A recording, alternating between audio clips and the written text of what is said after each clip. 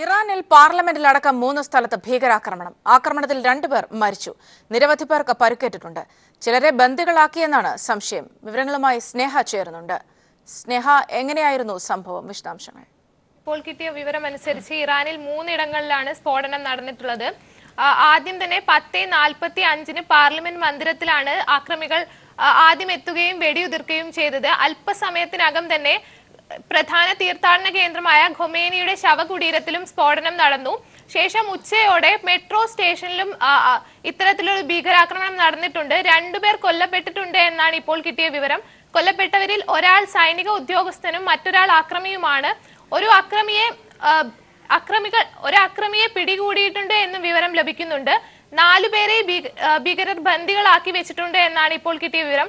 ഇപ്പോഴും അക്രമം തുടർന്നുകൊണ്ടിരിക്കുകയാണ്. അതേസമയം ഈ സാഹചര്യത്തിൽ ഇനിയും ഭീകരാക്രമണം നടക്കാനുള്ള ഒരു സാധ്യതയുണ്ട് എന്നും റിപ്പോർട്ടുകളുണ്ട്. അതുകൊണ്ട് തന്നെ സുരക്ഷാ ഉദ്യോഗസ്ഥർ പാർലമെന്റ് മന്ദിരം വളഞ്ഞിരിക്കുകയാണ്. സൗമ്യ, സ്നേഹയാണ് വിവരങ്ങൾ നൽകിയത്.